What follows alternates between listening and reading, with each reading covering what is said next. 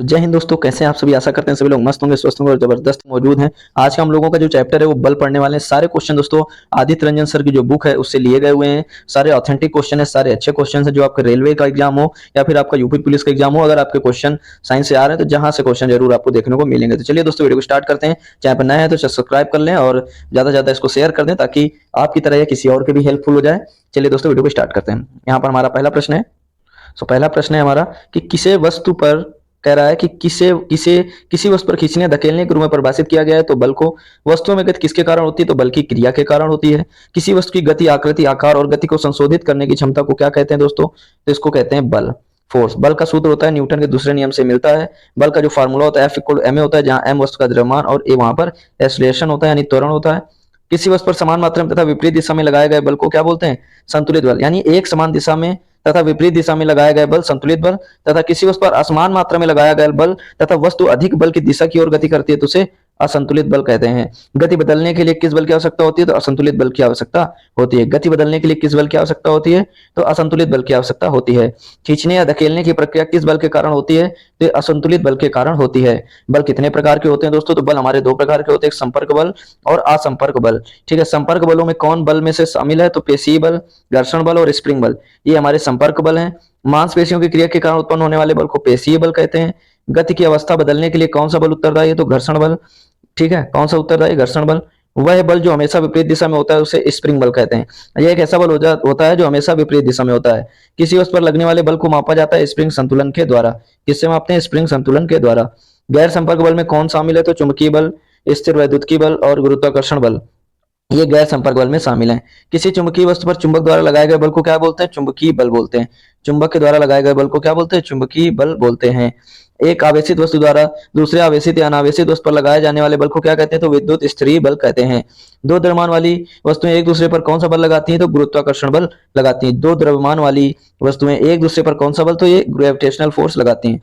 किसी वस्तु के पृथ्वी की सतह पर मुक्त रूप से गिरने के लिए कौन सा बल उत्तरदायी है? तो कौन सा बल उत्तरदायी है? तो पृथ्वी का गुरुत्वाकर्षण बल उत्तरदायी है।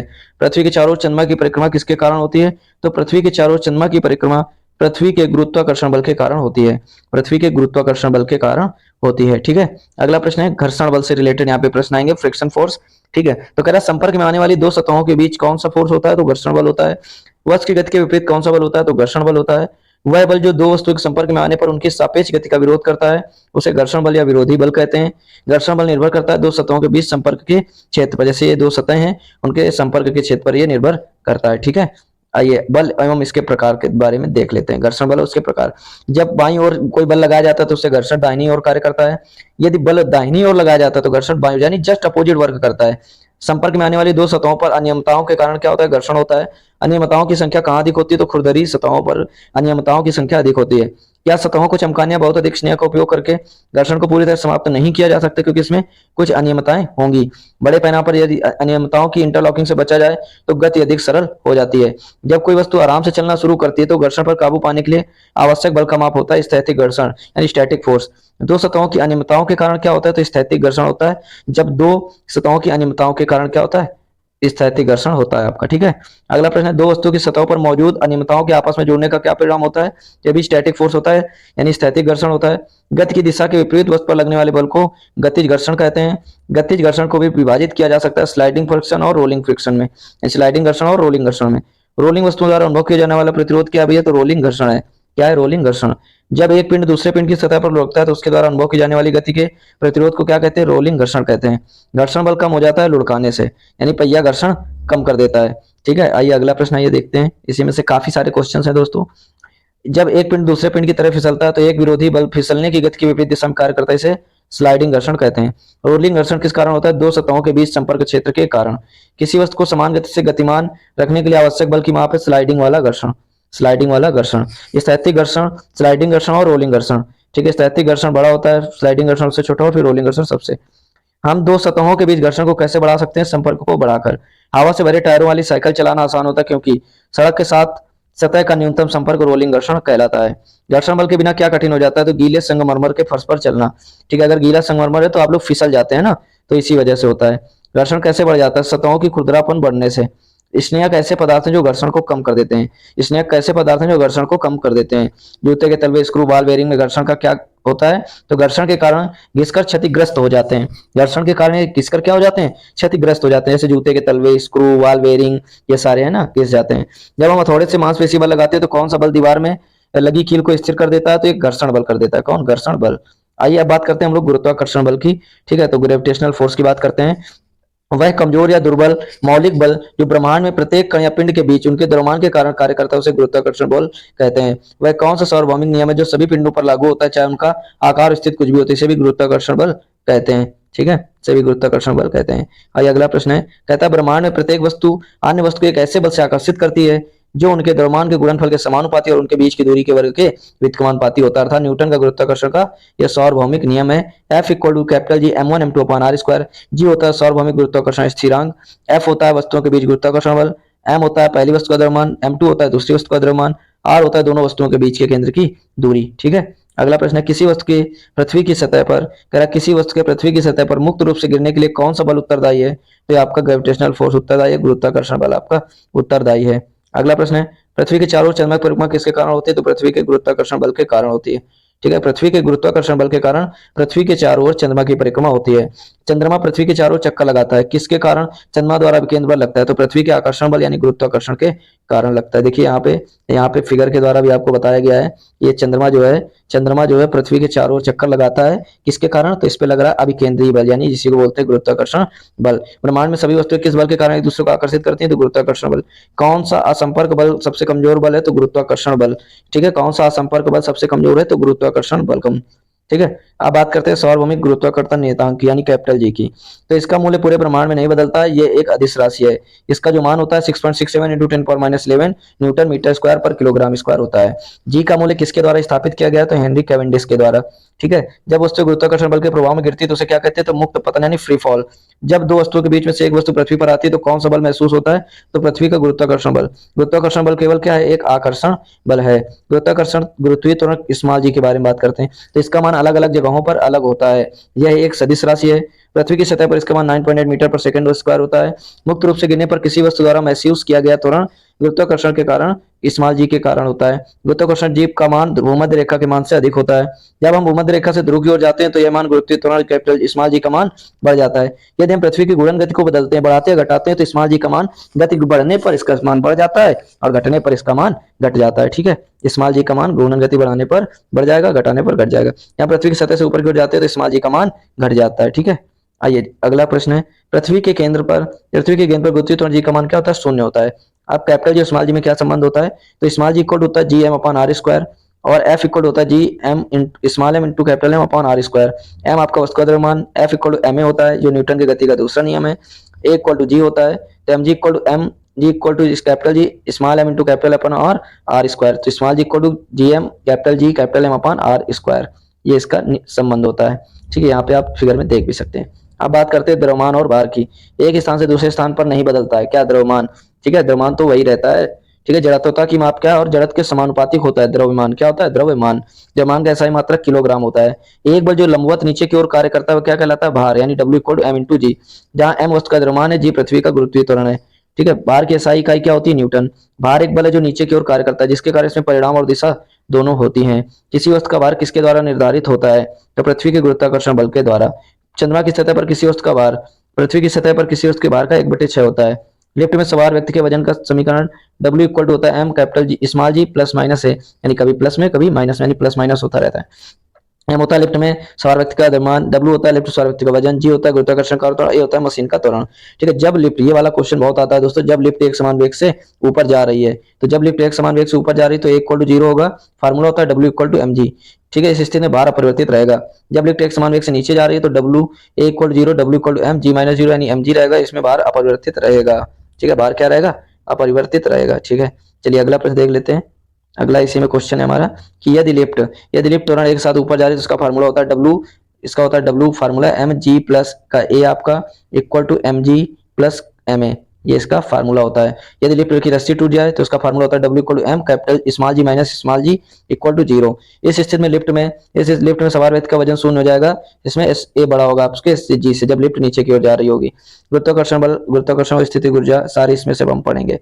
ठीक है, तो अब चलिए इसमें से क्वेश्चन है हमारा कि जब किसी वस्तु को ऊंचे स्थान पर ले जाया जाता है तो गुरुत्वाकर्षण के विरुद्ध किए गए कार्य के कारण उसमें ऊर्जा प्राप्त होती है। इस ऊर्जा को क्या कहते हैं? तो गुरुत्वाकर्षण स्थितिज ऊर्जा के नाम से जाना जाता है। जब किसी वस्तु को ऊंचे स्थान पर ले जाया जाता है तो गुरुत्वाकर्षण के विरुद्ध किए गए कार्य के कारण इसमें ऊर्जा प्राप्त होती है। इस ऊर्जा को गुरुत्वाकर्षण स्थितिज ऊर्जा के नाम से जाना जाता है। W=mgh फार्मूला होता है। m होता है द्रव्यमान मास, g होता है आपका गुरुत्वीय त्वरण और h होता है इसमें आपकी ऊंचाई। जमीन के ऊपर एक बिंदु पर किसी वस्तु की गुरुत्वाकर्षण स्थिति ऊर्जा को इस प्रकार परिभाषित किया जाता है तो गुरुत्वाकर्षण के विरुद्ध उसे जमीन से उस बिंदु तक उठाने में किया गया कार्य। फार्मूला होता है W=m माइनस का स्मॉल g और इंटू h। सारी चीजें आपको यहाँ पे मेंशन कर दी गई हैं। ठीक है, आइए अगला इसी में से और क्वेश्चंस देखते हैं कि गुरुत्वाकर्षण द्वारा किया गया कार्य किसके द्वारा निर्धारित होता है? तो किसी वस्तु की प्रारंभिक और अंतिम स्थिति के बीच ऊर्ध्वाधर ऊंचाई में परिवर्तन होता है। वह वेग जिस पर कोई वस्तु फेंकने पर वापस नहीं लौटती उसे पलायन वेग कहते हैं। पृथ्वी का पलायन वेग 11.2 मीटर किलोमीटर पर सेकंड होता है और चंद्रमा का पलायन वेग 2.35 मीटर पर सेकंड होता है। पृथ्वी के निकट कक्षा में चक्कर लगाने वाले उपग्रह को ध्रुवीय उपग्रह कहते हैं। मौसम संबंधी जानकारी के लिए भी ध्रुवीय उपग्रह का उपयोग किया जाता है। ठीक है, आइए अगला प्रश्न इसी में से, वह उपग्रह कौन सा जो पृथ्वी की सतह से 36,000 किलोमीटर भूमध्य रेखीय तल से घूमता है तो भूस्थिर उपग्रह कहते हैं जो पश्चिम से पूर्व की ओर घूमता है। द्रव्यमान केंद्र किसे कहते हैं? वह केंद्र जहां कोई वस्तु संतुलन की स्थिति में रहती है उसे क्या कहते हैं? द्रव्यमान केंद्र कहते हैं। द्रव्यमान का केंद्र वस्तु के अंदर या वस्तु के बाहर हो सकता है। द्रव्यमान केंद्र के क्या क्या उदाहरण है दोस्तों? ये सारे उदाहरण भी आपसे पूछे जाते हैं। बूढ़ा आदमी हमेशा झुककर चलता है, पहाड़ पर चढ़ता हुआ व्यक्ति भी झुककर चलता है, भार उठाने वाला व्यक्ति भी झुककर चलता है, ट्रक में अधिक बार होने पर झुककर चलता है, पीसा की मीनार झुकी होने के बावजूद संतुलन में है। ये द्रव्यमान केंद्र के सारे उदाहरण हैं। ठीक है, आइए इसी में बात करते हैं घूर्णन बल की। तो घूर्णन बल क्या होता है? वह राशि जो किसी वस्तु को घूर्णी प्रदान करती है उसे घूर्णन गति कहते हैं। घूर्णन बल का फार्मूला होता है τ=F/r। ठीक है, संतुलन की स्थिति में दाईं ओर का आघूर्ण बाईं ओर के आघूर्ण के बराबर होता है, यानी वामावर्त आघूर्ण = दक्षिणावर्त आघूर्ण। ठीक है, घूर्णन बल के कुछ उदाहरण हैं, जैसे कुम्हार की चाक में लकड़ी पकड़ने के लिए छेद परिधि के पास होता है, चक्की का हाथा परिधि के पास होता है, नलकूप का हैंडल लंबा बनाया जाता है, खिड़की और दरवाजे का हाथा सदैव स्थिरांक से दूर रखा जाता है। इसी सिद्धांत के आधार पर सरल और जटिल मशीनें बनाई जाती है, जैसे कौन कौन सी मशीनें? लीवर, पुली, स्क्रू, जैक आदि, ये सारी इसी वजह से बनाए जाते हैं, घूर्णन बल के कारण। ठीक है सर दोस्तों, इसमें से कुछ एमसीक्यू हैं, सारे एमसीक्यू हैं और कुछ इसमें से न्यूमेरिकल्स हैं। तो इस सारे लगभग इसमें से 23 क्वेश्चंस हैं जो हम लोग दोस्तों अभी करने वाले हैं, जिससे आपको चीजें और भी यहाँ पे क्लियर हो जाएंगी। जैसे से चलिए इनको स्टार्ट करते हैं। अगर अभी भी आपने चैनल को सब्सक्राइब नहीं किया है तो आप लोग चैनल को सब्सक्राइब कर लीजिए, क्योंकि आपने जितना पढ़ा है वो सारा आपको, ये एमसीक्यू एक टेस्ट है, एमसीक्यू अब मैं कराने जा रहा हूँ। आपके एमसीक्यू हैं जो इसी चैप्टर से रिलेटेड है, जो आपके एग्जाम में से क्वेश्चन पूछे जा सकते हैं। तो चलिए दोस्तों इसको स्टार्ट कर लेते हैं। पहला प्रश्न दोस्तों यहाँ पर है हमारा कि कहता है निम्नलिखित में से प्रकृति में कभी भी अकेले नहीं पाया जाता है। तो क्या नहीं पाया जाता है दोस्तों? तो ये बल आपका, ठीक है, यानी ऑप्शन बी इसका दोस्तों आपका राइट हो जाएगा। ठीक है, अगला प्रश्न है निम्नलिखित में से कौन सा बल प्रकृति में विद्युत चुंबकीय नहीं है? विद्युत चुंबकीय दोस्तों आपका कौन सा नहीं है इसमें? जल्दी से बताइए, निम्नलिखित में से कौन सा बल प्रकृति में विद्युत चुंबकीय नहीं है? जल्दी से दोस्तों, अगर आपको क्वेश्चंस अच्छे लग रहे हैं तो आप लोग जल्दी से बताइए, जिससे आपको चीजें अच्छे से क्लियर हो जाएंगी। तो चुंबकीय नहीं तो शरीर का वजन दोस्तों, क्या? शरीर का वजन। ऑप्शन डी यहाँ पर आपका राइट हो जाएगा। अगला दोस्तों इसी प्रश्न है कि किसी सतह पर, कह रहा किसी सतह पर वस्तु को समान गति से फिसलते रहने के लिए किस बल की आवश्यकता होगी? फिसलते रहने के लिए दोस्तों आपका स्लाइडिंग, स्लाइड में ही तो आप लोग फिसलते हैं। झुके हुए तल के माध्यम से किसी वस्तु की दी गई ऊंचाई तक उठाने में वस्तु को लंबवत उठाने की तुलना में इसमें कमी आती है। किसमें दोस्तों कमी आती है? तो ये लगाए गए बल में कमी आती है, यानी ऑप्शन यहाँ पर आपका राइट हो जाएगा। अगला क्वेश्चन है, 5th नंबर क्वेश्चन है, न्यूमेरिकल है, कहता है 20 किलोग्राम, यानी ये हम आपको दे रखा है दोस्तों 20, ठीक है, और 50 किलोग्राम यानी M2 आपको दे रखा है 50। वजन दो पिंडों के बीच आकर्षण बल कितना होगा जिनके बीच की दूरी r, यानी r दे रखा है आपका 2 मीटर। ठीक है, तो दोस्तों इसके लिए हम लोगों ने एक फार्मूला पढ़ा था। ठीक है, गुरुत्वाकर्षण नियम का एक हम लोगों ने फार्मूला कौन सा पढ़ा था? फार्मूला था दोस्तों F=G capital M small m, और नीचे हम लोगों ने पढ़ा था d² या फिर आप r भी कर सकते हैं, d²। ठीक है, इस फार्मूले में आप वैल्यू रख दीजिए, यानी g आपका वही वैल्यू होती है। कौन सी g की वैल्यू क्या होती है आपका? मैंने अभी बताया था 6.67 इंटू क्या होती है g की वैल्यू? 6.67 इंटू 10⁻11। ठीक है, ये आप रख देंगे, कैपिटल M की वैल्यू रखेंगे, स्मॉल m की वैल्यू रखेंगे, तो सारी चीजें आपको यहाँ से क्लियर हो जाएंगी। तो इसका जो राइट आंसर होगा दोस्तों वो 166.75 इंटू 10⁻10 न्यूटन, यानी ऑप्शन का भी यहाँ पर आपका राइट हो जाएगा। अगर सोल्यूशन देखना है तो आपको सोल्यूशन भी दिख जाएगा। ठीक है, आइए नेक्स्ट क्वेश्चन देखते हैं। कहता है पृथ्वी के गुरुत्वाकर्षण के कारण, कहता है पृथ्वी के गुरुत्वाकर्षण के कारण त्वरण का मान क्या होता है? तो ये भूमध्य रेखा पर दोस्तों सबसे कम होता है। ठीक है, कहां पर? भूमध्य रेखा पर ये सबसे कम होता है। ठीक है, आइए अगला प्रश्न है, कहता है चंद्रमा पर स्मॉल जी का मान पृथ्वी पर स्मॉल जी के मान का 1/6वां भाग है। यदि कोई व्यक्ति पृथ्वी पर 1.5 मीटर ऊंची छलांग लगा सकता है तो चंद्रमा पर वह कितनी ऊंची तक छलांग लगा सकता है? तो दोस्तों इसका जो राइट आंसर होगा दोस्तों, इसका जो राइट आंसर हो जाएगा दोस्तों, वो आपका हो जाएगा 9 मीटर। क्या हो जाएगा? 9 मीटर। आपको 1.6 इंटू सीधे करा देना है 6। ठीक है, क्योंकि इसका जो फार्मूला होता है एच प्रपोजनल क्या होता है? 1/g होता है। एच प्रपोजनल क्या होता है? 1/g। जब आप एच की जगह यहाँ पर 1.5 है और 1/g आपको दे रखा है 1/6, जब आप करेंगे तो आपको 9 मीटर ऊंचाई तक ये क्या कर सकता है? ये आपका कूद सकता है। ठीक है, नेक्स्ट क्वेश्चन है, चंद्रमा की सतह पर एक लड़के का वजन 300 न्यूटन है, पृथ्वी की सतह पर उस लड़के का वजन क्या होगा? तो हम लोगों ने दोस्तों एक फार्मूला पढ़ा था कि चंद्रमा, हम जानते हैं कि दोस्तों पृथ्वी पर भार हमेशा चंद्रमा से कितना होता है? 6 गुना होता है। कितना होता है? 6 गुना होता है। तो आपको कुछ नहीं करना है, 300 और इंटू 6, क्योंकि 6 गुना होता है तो आंसर क्या आ जाएगा? 1800 न्यूटन। यानी ऑप्शन है यहाँ पर आपका राइट हो जाएगा। अगला क्वेश्चन है दोस्तों 9th नंबर, कहता है 20 किलोग्राम वजन वाली एक वस्तु को 2 मीटर की ऊंचाई तक उठाया जाता है, इस प्रक्रिया में गुरुत्वाकर्षण बल द्वारा किया गया कार्य क्या होगा? तो दोस्तों देखिए सीधा सा क्वेश्चन है ये। ठीक है, हमें इसमें क्या क्या दे रखा है पहले हमको ये देखना है। तो दोस्तों गुरुत्वीकरण का जो फार्मूला होता है W इक्वल टू क्या होता है? M G और H। अब इसमें से हमें क्या क्या दे रखा है? M दे रखा है, H दे रखा है, G भी दे रखा है। M है आपके पास दोस्तों कितना? 20 है। ठीक है, G आपका 10 हो गया। ठीक है, H आपका कितना हो गया दोस्तों? H आपका दे रखा है 2। तो 2 2 या 4 यानी क्या आ जाएगा? 4 वाला कौन सा है? तो 400 जूल यहाँ पर आपका राइट आंसर हो जाएगा। ठीक है, आइए 10th नंबर क्वेश्चन में आ जाते हैं। 10th नंबर क्वेश्चन हमारा क्या कहता है कि पृथ्वी की सतह पर गुरुत्वाकर्षण के कारण त्वरण m, कैपिटल M और स्मॉल कैपिटल M त्रिज्या r के समानुपाती होगा, जिसका सीधा फार्मूला होता है G capital M upon r square. कहता है पृथ्वी की सतह पर एक पिंड का भार W है, उस ग्रह का इसका भार कितना है जिसका पृथ्वी से 15 गुना और त्रिज्या पृथ्वी से 4 गुना है? ठीक है, तो दोस्तों इसका जो सोल्यूशन है वो मैं आपको अगर बता दूं तो इसके लिए आपको सबसे पहले इसका जो फार्मूला होता है, ठीक है, इसका जो फार्मूला होता है दोस्तों, आपको फार्मूला लगा देना है small G equal to G M upon R square. यानी जो हम लोगों ने अभी ऊपर वाला ये वाला फार्मूला दोस्तों इस वाले सवाल में आपका लगेगा। और जब आप इसकी वैल्यू रखेंगे तो यहाँ पर दोस्तों आपकी जो एक वैल्यू दे रखी है वो कह रहा है कि त्रिज्या पृथ्वी से कितनी है? ये पृथ्वी से 4 गुनी है और इसका पृथ्वी ब्रह्मांड से कितना है? 15 गुना है। ठीक है, कितना है? 15 गुना है। तो दोस्तों इसके लिए आपको वही फार्मूला लगा दीजिए। तो इसका W इक्वल टू यहाँ पर लिख जाएगा आपका W equal to capital G capital M upon R square. बस आप इसमें वैल्यू रख दीजिए। ठीक है, तो इसमें से W1 की वैल्यू निकाल लीजिए और इसमें से सारी वैल्यू आप रख दीजिए। तो यहाँ पर देखिए कैपिटल G अलग कर लीजिए और M की जगह आपका 15 दे रखा है। तो यहाँ पर आपका देखिए बन क्या जाएगा दोस्तों? तो W1 इक्वल टू आपका बनेगा G into 15M upon 16 R square. ठीक है, उसके अलावा जब आप इसको सॉल्व करेंगे दोस्तों तो यहाँ पर जो कैपिटल जी की वैल्यू भी आपको क्या दे रखी है, तो इसको जब हम सॉल्व करेंगे दोस्तों इस स्टेप को, तो यहाँ पर आ जाएगा capital G M upon R square into 15 upon 16।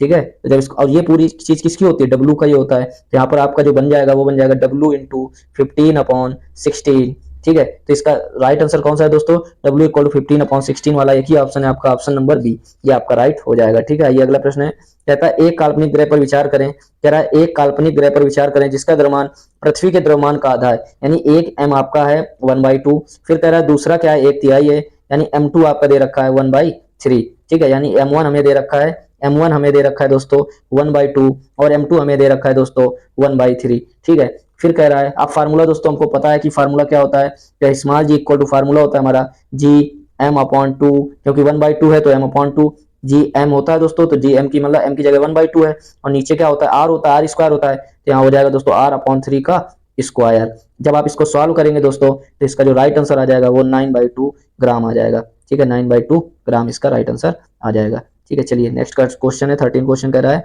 कि पृथ्वी और चंद्रमा पर दूरी r पर रखे दो द्रव्यमानों m1 और m2 के बीच गुरुत्वाकर्षण बल का अनुपात 1:1 है। कौन सा इसमें से दोस्तों? 4 ऑप्शन है, इसमें से कह रहा है आपका कौन सा सही है। तो दोस्तों इसमें से देखिए न्यूटन मीटर स्क्वायर पर किलोग्राम गुरुत्वाकर्षण नियतांक जी की SI इकाई है। ऑप्शन बी दोस्तों इसका राइट हो जाएगा।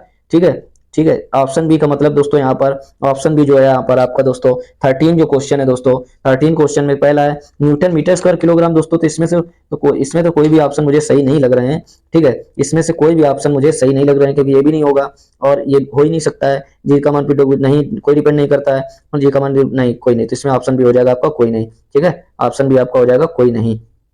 अगला क्वेश्चन है 14 क्वेश्चन कहता है एक आदमी 25 किलो का सामान खरीदता है। ठीक है, यानी m आपको दे रखा है दोस्तों 25 किलोग्राम। ठीक है, और जमीन से 2.5 मीटर ऊपर सिर रखता है, यानी एच आपको कितना दे रखा है 2.5 मीटर। ठीक है, कह रहा है तो इसके द्वारा किए गए कार्य का, अभी मैंने सेम यही क्वेश्चन दोस्तों आपको कराया था, इसका जो फार्मूला होता है W equal to M G H होता है। एम आपका 25 है, ठीक है, जी आपका 10 है और एच आपका 2.5 है। तो 2.5 और 25 से करेंगे तो 6.25 करके आपका आंसर आ जाएगा। तो इसको 6.25 वाला यही है, तो 625 जूल आपका ऑप्शन है यहाँ पर आपका राइट हो जाएगा। ठीक है, अगला क्वेश्चन है कि 5 किलो की एक वस्तु को 4 मीटर ऊंचाई तक उठाया जाता है, उस पर लगने वाले गुरुत्वाकर्षण बल का मान बताइए। तो दोस्तों इसमें भी वही आपको फार्मूला लगा देना है, W इक्वल टू क्या लग जाएगा वही सेम वही formula, W equal to minus M G H हो जाएगा यहाँ पर बस दोस्तों। ठीक है, बस इसी में रख दीजिए, एम आपका 5 है, जी आपका 10 है और एच आपका 4 है। तो 5 4 या 20 10 या 200 यानी माइनस का 200 जूल आपका आंसर आ जाएगा। ठीक है, चलिए अगला क्वेश्चन है, कहता है 16 क्वेश्चन, जब कोई उपग्रह कहता है जब कोई उपग्रह पृथ्वी के चारों 40,000 किलोमीटर की त्रिज्या से घूमता है, गुरुत्वाकर्षण बल द्वारा किए गए कार्य की गणना कीजिए। तो दोस्तों इसका जो फार्मूला होता है मैं आपको बता दूं, W इक्वल टू होता है F into S cos theta. क्या होता है F into S cos theta, F S cos theta. तो आप देखो यहाँ पर दोस्तों हमें थीटा यानी कह रहा है, ठीक है, पृथ्वी के चारों ओर ये घूमता है दोस्तों। ठीक है, तो यानी ये cos 90 की वैल्यू क्या होती है दोस्तों 0 होती है। तो W इक्वल टू क्या होता है, आप देखो F हमें दे रखा है 40,000, ठीक है 40,000 दे रखा है। ठीक है, S हमें यहाँ पर दोस्तों यस जो है हमारे पास, ठीक है, तो जो एस है इस क्वेश्चन में हमें एस कितना दे रखा है दोस्तों, तो एस तो हमें निकालना है यहाँ पे। ठीक है, और एस हमें निकालना है, एफ एफ भी नहीं दे रखा है। तो दोस्तों गुरुत्वाकर्षण बल का जो वैल्यू होगी वो सीधे 0 जूल होगी, आपका ऑप्शन डी यहाँ पर आपका राइट हो जाएगा। ठीक है, 17 क्वेश्चन पे आते हैं। तो 17 क्वेश्चन दोस्तों कह रहा है कि 0.1 किलोग्राम के गेंद को आराम से गिराया जाता है, 2 मीटर की दूरी से गिरता है, तो गुरुत्वाकर्षण बल द्वारा किया गया कार्य क्या होगा। तो दोस्तों इसका सोल्यूशन आपको मिल जाएगा, आप वहां से देख सकते हैं, मैं अभी आपको बता देता हूं। अगला क्वेश्चन 18 क्वेश्चन है, ये इकाई क्षेत्रफल वाले लगने वाले बल को क्या कहते हैं। इकाई क्षेत्रफल पर लगने वाले बल को क्या कहते हैं, तो दाब कहते हैं। व्यवहारिक रूप से किसी मशीन का कार्य आउटपुट घर्षण के प्रभाव के कारण होने वाले कार्य का इनपुट से हमेशा कैसा होता है, तो इनपुट से दोस्तों हमेशा ये सदैव कम होता है। कैसा होता है, सदैव कम होता है। ठीक है, अगला प्रश्न है कि निम्नलिखित में से कौन सी वस्तु पर, कहता है निम्नलिखित में से कौन सी वस्तु पर लागू असंतुलित बल का प्रभाव नहीं है। तो ये किसमें नहीं है दोस्तों, एक वस्तु की गति के परिवर्तन में नहीं है। ठीक है, एक वस्तु की ये इसमें नहीं है, इसमें भी एक वस्तु की गति के नहीं, वस्तु की गति में परिवर्तन का कारण नहीं बनता, यही आपका राइट हो जाएगा। ठीक है, ऑप्शन सी यहाँ पर आपका राइट हो जाएगा। आइए 21 क्वेश्चन देखते हैं। 21 क्वेश्चन कहता है कि आकर्षण के गुरुत्वाकर्षण बल के प्रभाव में रॉकेट पर प्रभाव होता है, लघु रेंज के रॉकेट है तो स्थिर होता है, इसके लघु रेंज के रॉकेट यानी ऑप्शन भी यहाँ पर आपका राइट हो जाएगा। ठीक है, अगला क्वेश्चन है, दो वस्तुओं के मध्य परस्पर क्रिया होती है, तो दो वस्तुओं के मध्य परस्पर क्रिया होती है संवेग। ठीक है, संवेग। अगला क्वेश्चन है कि निम्नलिखित में कौन सा घर्षण बल के बारे में सही नहीं है। कह रहा है निम्नलिखित में से 23 क्वेश्चन है, कौन सा घर्षण बल के बारे में सही नहीं है। घर्षण बल वह जो संपर्क में दो सतहों के सापेक्ष गति का विरोध करता है, बिल्कुल सही बात है। वह घर्षण बल जो किसी सतह पर चलने वाले नहीं, स्लाइडिंग घर्षण कहाँ होता है भाई, मशीनों में घर्षण ऊर्जा का वह ठीक है, रोलिंग घर्षण स्लाइडिंग हाँ ठीक है, बट यही आपका गलत है, ऑप्शन बी यहाँ पर आपका सही हो जाएगा। तो इसका राइट आंसर ऑप्शन बी हो जाएगा। दोस्तों अगर आपको वीडियो अच्छी लगी हो, हम लोगों ने कुछ चैप्टर भी पढ़ा, उसके एमसीक्यू भी किए, और अगर आपको चीजें पसंद आई हो तो आप लोग चैनल को सब्सक्राइब करिए, ज्यादा से ज्यादा शेयर करिए, जिससे आपके एग्जाम के लिए हेल्पफुल हो पाए। रेलवे, एएलपी हो, ग्रुप डी हो, टेक्नीशियन हो, या फिर यूपी पुलिस में साइंस आ रही है, या फिर किसी भी एग्जाम में आपके एसएससी के भी एग्जाम में साइंस अगर आ रही है, तो सारे क्वेश्चन ऑथेंटिक है, अच्छे हैं, सारे क्वेश्चन रैंकर्स गुरुकुल पब्लिकेशन से लिए गए हैं। जय हिंद, जय भारत।